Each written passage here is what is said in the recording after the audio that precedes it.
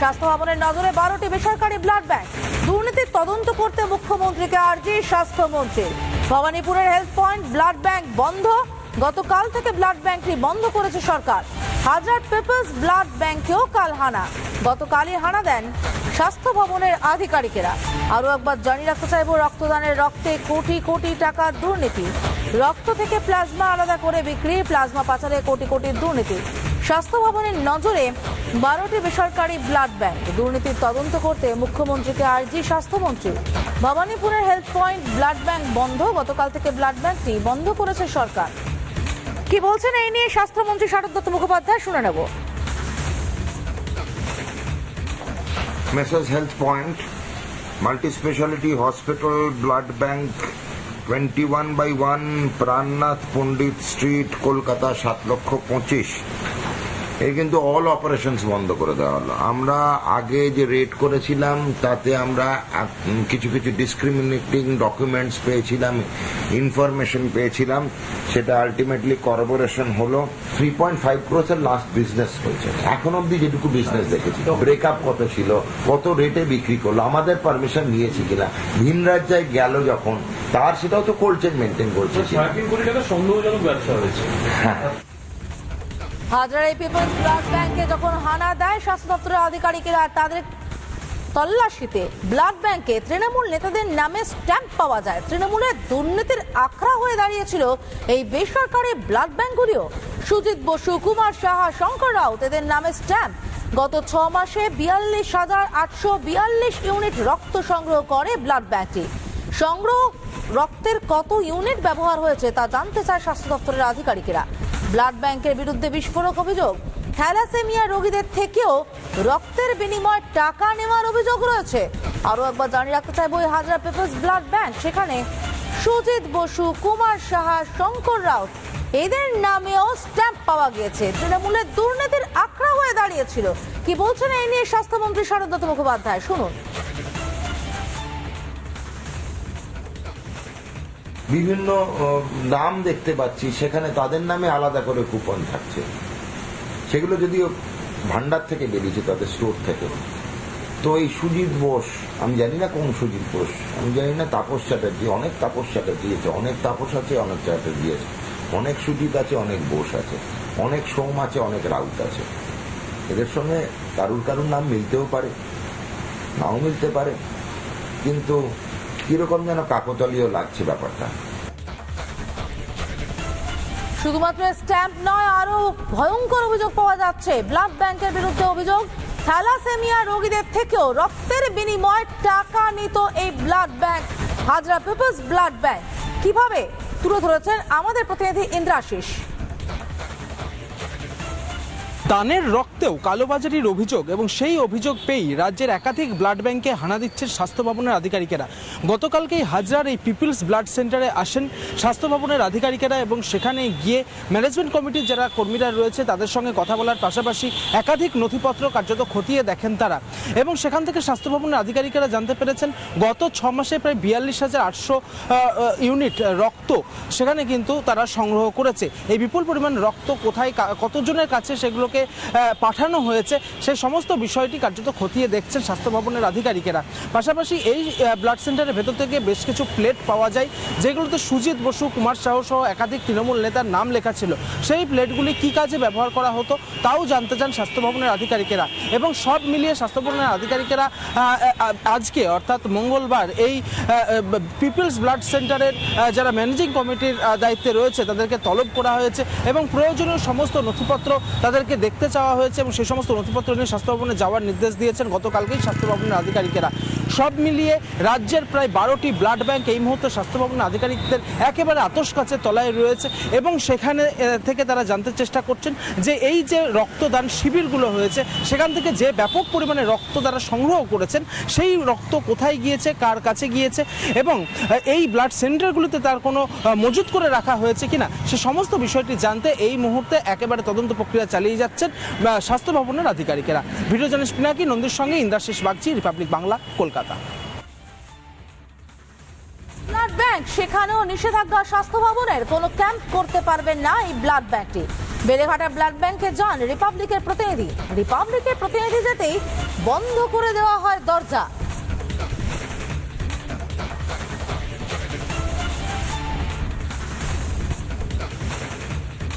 আপনারা আপনি দাঁড়িয়ে আছেন গেটের সামনে, আপনি কে? হ্যাঁ, এসছেন তো, তাহলে গেটের সামনে দাঁড়িয়ে আছেন কেন? এখন কেউ নেই?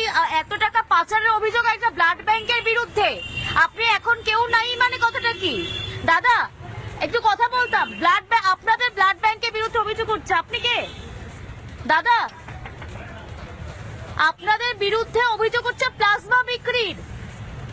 আমরা কথা বলতে এসেছিলাম যে এই প্লাজমাগুলো কোথায় যাচ্ছে, কারা নিয়ে যাচ্ছে এই প্লাজমাগুলো, একটু খুলবেন? আমরা কথা বলার জন্য এসেছিলাম, স্বাস্থ্য ভবন এসেছিল, তল্লাশি চালিয়েছে, আপনি বলছেন কেউ নেই, বাইরে আপনি বাউন্সার গার্ড দাঁড় করিয়ে রেখে দিয়েছেন।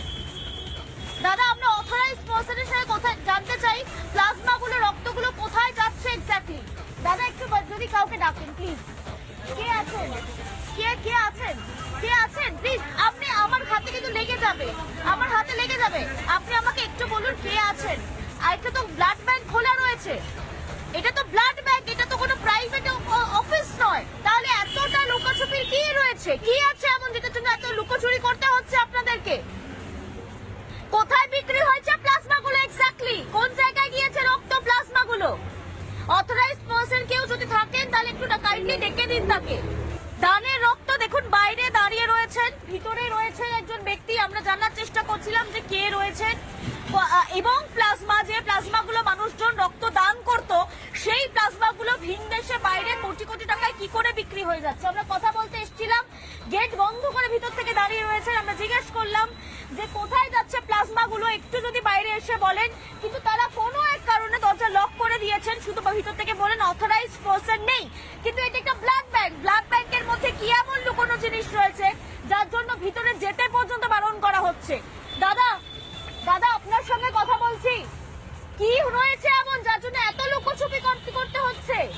সামান্য আমরা জিজ্ঞেস করতে এসলাম প্লাজমাগুলো কোথায় গিয়েছে, অন্যান্য ব্লাড ব্যাংকেও আমরা গিয়েছিলাম, কিন্তু আপনারা বাইরে বাউন্সার রেখে দিয়েছিলেন, আপনাদের লোক পালিয়ে যাচ্ছে, কি হয়েছে যার জন্য এতটা লুকোচুপি করতে হচ্ছে? স্বাস্থ্য ভবনের তরফ থেকে তল্লাশি চালানো হয়, স্বাস্থ্য ভবনের তরফ থেকে তাদের কাছ থেকে ডকুমেন্টস চেয়ে পাঠানো হয়েছে, এবং ইতিমধ্যে এই যে ব্লাড ব্যাংক, বেলেঘাটার যে ব্লাড ব্যাংক, সেই ব্লাড ব্যাংকে জানানো হয়েছে কোন রকম রক্তদান শিবির আর তারা করতে পারবেন না। তার কারণ রক্তদান শিবিরগুলো করার পর সেই রক্তদান শিবির থেকে প্লাজমা, লোহিত কণিকা, হাজার হাজার ইউনিট, লিটার, সেগুলো বাইরে বিক্রি করা হচ্ছে।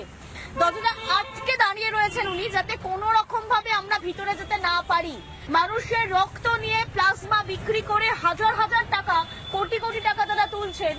স্বাস্থ্য ভবন আসছে, তাদের নথি চাওয়া হচ্ছে, এবং যখন তাদেরকে জিজ্ঞাসা করার জন্য আসা হচ্ছে যে এই প্লাজমা কোথায় গিয়েছে, কোন জায়গায় গিয়েছে, সেই সময় তারা স্রেফ বন্ধ করে রেখেছেন, স্রেফ গেট বন্ধ করে রেখেছেন। এটা হচ্ছে এই বেলেঘাটা ব্লাড ব্যাংকের ছবি। ক্যামেরা শুভ্রাংশু পিঙ্কি অধিকারী, রিপাবলিক বাংলা।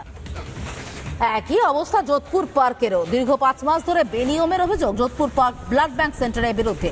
তদন্ত শেষ না হওয়া পর্যন্ত বন্ধ ব্লাড ব্যাংক থেকে রক্ত লেনদেন, লোহিত রক্তকণিকা ও প্লাজমা বিক্রির অভিযোগ রয়েছে এই ব্লাড ব্যাংকের বিরুদ্ধে। যোধপুর পার্ক ব্লাড সেন্টার দেখতে পাচ্ছেন তার ছবি, সেখানেও কিন্তু বেনিয়মের অভিযোগ। এই সেন্টারটির বিরুদ্ধে তদন্ত শেষ না হওয়া পর্যন্ত ব্লাড ব্যাংক থেকে রক্ত লেনদেন বন্ধ, লোহিত রক্তকণিকা ও প্লাজমা বিক্রির অভিযোগ রয়েছে ব্লাড সেন্টারগুলির বিরুদ্ধে।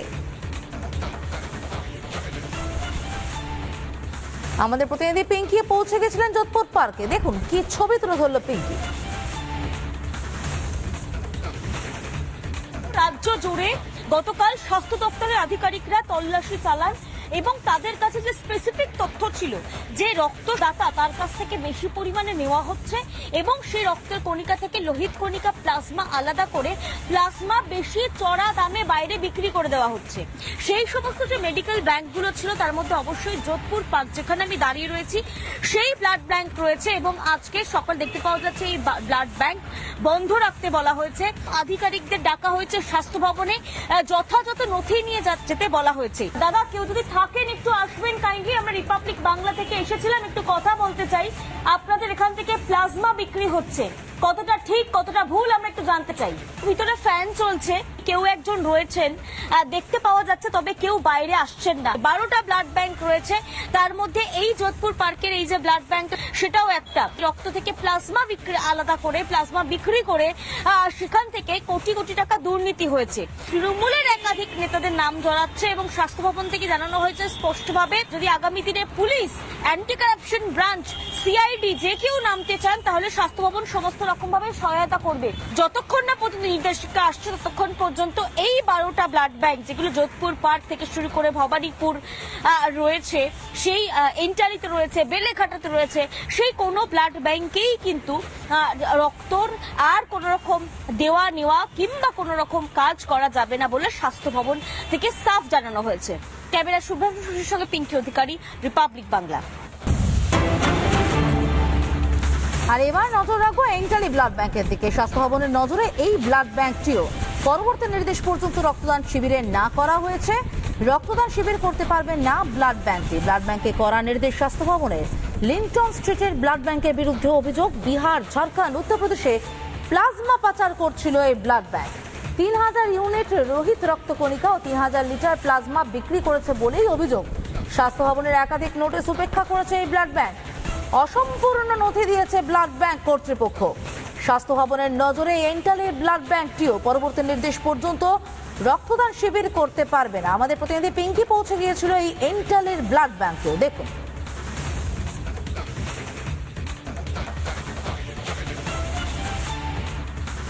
শহরের একের পর এক যে ব্লাড ব্যাংকগুলো রয়েছে সেখানে অভিযোগের পাহাড় জমা পড়ছে। দেখতে পাওয়া যাচ্ছে যে স্বাস্থ্য ভবনের তরফে গতকাল যে তল্লাশি অভিযান চালানো হয় বিভিন্ন ব্লাড ব্যাংকে, তার মধ্যে রয়েছে এই ব্লাড ব্যাংকটি যেটা কিনা এন্টালি সিআইটি রোডের উপরে অবস্থিত। জানা যাচ্ছে যে 3000 লিটার প্লাজমা এবং একই সঙ্গে 3000 ইউনিট লোহিত কণিকা এইগুলো বাইরে পাচার হয়েছে। একেবারে স্বাস্থ্য ভবনকে একেবারে অন্ধকারে রেখে বিহার, ঝাড়খণ্ড, এই উত্তরপ্রদেশের মতো রাজ্যগুলোতে সেখানে বিভিন্ন যে সংস্থাগুলো রয়েছে তাদেরকে বিক্রি করা হয়েছে প্লাজমা। এমনকি এই পার্টিকুলারলি এই ব্লাড ব্যাংকের বিরুদ্ধে অভিযোগ রয়েছে যে 3 দফা নোটিশ পাঠানো হয়েছিল, তলবও করা হয়েছিল, কিন্তু লেনদেন সম্পর্কিত অর্থাৎ প্লাজমা বিক্রি করে কত টাকা এসেছে, কারা কারা জড়িত ছিল, কারা কারা ব্লাড ব্যাংক রক্তদান শিবির করেছিল, এই একাধিক তথ্য এখনো পর্যন্ত স্বাস্থ্য ভবনের কাছ থেকে অন্ধকারে রাখা হচ্ছে। স্বাস্থ্য ভবনকে সম্পূর্ণ রিপোর্ট জমা দেওয়া হচ্ছে না। একই সঙ্গে স্বাস্থ্য ভবন জানিয়েছে যে এর যে ভিতরের কাজ সেগুলো চলতে পারে, তবে এই ব্লাড ব্যাংকটি অর্থাৎ এই যে সিআইটি রোডের যে ব্লাড ব্যাংক সেই সহ এন্টালি, বেলেঘাটা, ভবানীপুর, পদ্মপুকুর, হাজরা সহ কলকাতার একাধিক লোকেশনে যে ব্লাড ব্যাংকগুলোকে ভিজিট করা হয়েছে এবং যেখানে দুর্নীতির তথ্য পাওয়া গিয়েছে তারা কোনো রকম রক্তদান শিবির এই মুহূর্তে করতে পারবে না। এই ব্লাড ব্যাংক সম্পর্কে আরো অভিযোগ রয়েছে যে এই ব্লাড ব্যাংক একটি কয়েকজন এমবিবিএস স্টুডেন্ট জানিয়ে বা পড়ুয়াকে পিজি হসপিটাল থেকে নিয়ে গিয়েছিল রক্তদান শিবিরে, তাদেরকে চিকিৎসক বলে পরিচয় দেওয়া হয়েছিল এবং একাধিক কিন্তু অনিয়মের অভিযোগ উঠছে এবং তারই পরিপ্রেক্ষিতে কোনো রকম রক্তদান শিবির এই ব্লাড ব্যাংকটি করতে পারবে না জানিয়ে দিয়েছে স্বাস্থ্য ভবন পরবর্তী নির্দেশিকা না আসা পর্যন্ত। ক্যামেরা শুভ্রাংশু সুশীর সঙ্গে পিঙ্কি অধিকারী, রিপাবলিক বাংলা। আরো একবার আপনাদেরকে জানিয়ে রাখতে চাইবো স্বাস্থ্য ভবনের নজরে রয়েছে এন্টালির ব্লাড ব্যাংক। পরবর্তী নির্দেশ পর্যন্ত ব্লাড ব্যাংকটি কোনোভাবেই রক্তদান করতে পারবে না। একের পর এক ব্লাড ব্যাংক নিয়ে চলছে দুর্নীতি, একের পর এক ব্লাড ব্যাংক নিয়ে যে দুর্নীতি চলছে তা নিয়ে আমরা কথা বলেছিলাম শোভাবাজার মেডিকেল ব্যাংক তার সেক্রেটারি ডি আশিসের সঙ্গে। তিনি কি বলছেন শুনুন একবার।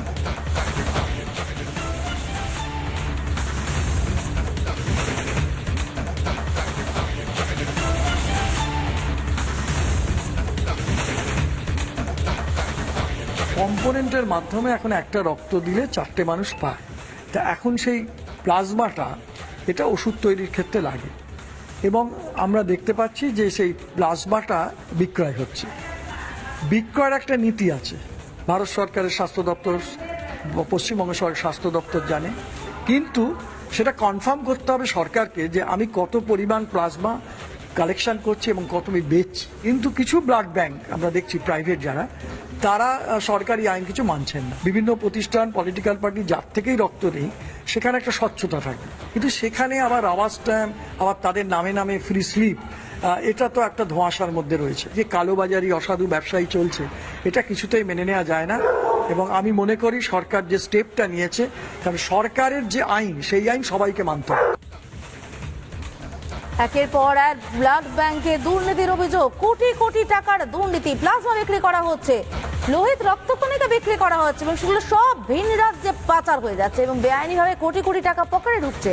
সেখানে তৃণমূল নেতাদের স্ট্যাম্প পর্যন্ত পাওয়া গিয়েছে, সুজিত বসু স্ট্যাম্প পাওয়া গিয়েছে, একের পর এক নেতাদের স্ট্যাম্প পাওয়া গিয়েছে এবং ভয়ঙ্কর পরিস্থিতি। মোটা টাকার বিনিময়ে প্লাজমা পাচার হচ্ছে। ব্লাড ব্যাংকগুলিকে এবার কড়া নির্দেশিকা স্বাস্থ্য ভবনের, কড়া নির্দেশ, তারা রক্তদান শিবির করতে পারবে না, কোনো রক্তের লেনদেন পর্যন্ত করতে পারবেন না তারা।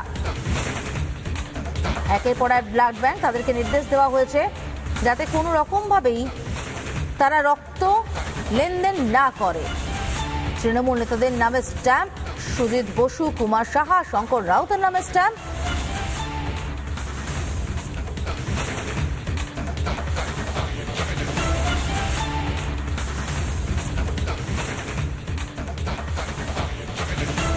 আমরা শুনে নেব প্রতিমন্ত্রী কৌশিক চৌধুরীর প্রতিক্রিয়া।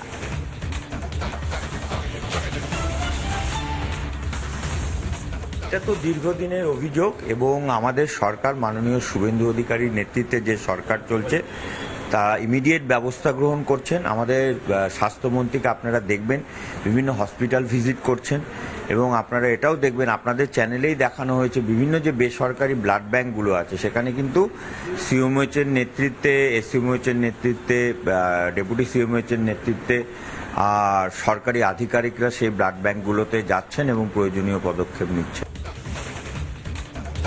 আরো একবার আপনাদেরকে জানিয়ে রাখতে চাইবো, কোটি কোটি টাকার দুর্নীতি ব্লাড ব্যাংকগুলিতে, যার দিকে এবার কড়া নজর রয়েছে স্বাস্থ্য দপ্তরে। স্বাস্থ্য দপ্তর কোনোভাবেই আর এই দুর্নীতি চলতে দেবেন না। গত 6 মাসে প্রায় 3 কোটির সন্দেহজনক লেনদেনের খবর পাওয়া গিয়েছে 12টি ব্লাড ব্যাংকের। রক্ত, প্লাজমা সব বিক্রি হয়েছে। কি বলছেন এই নিয়ে পঞ্চায়েত মন্ত্রী দিলীপ ঘোষ এবং পুরমন্ত্রী অগ্নিমিত্রা পাল, শুনে নেব। কয়লা বালি থেকে আরম্ভ করে জমি আর মানুষের রক্ত শুধু নয়, মানুষের অঙ্গ প্রত্যঙ্গেরও ব্যবসা হতো এখানে, সেগুলো ধরা পড়েছে আগে। আর দুর্ভাগ্যবশত তাদের লোকেরাই জনপ্রতিনিধি হয়ে গেছিল, তাদের টাকায় রাজনীতি করতো, নেতা, মন্ত্রী, এমএলএ, এমপি হয়ে গেছে। আরো অনেক বেরোচ্ছে, আরো বেরোবে অনেক কিছু।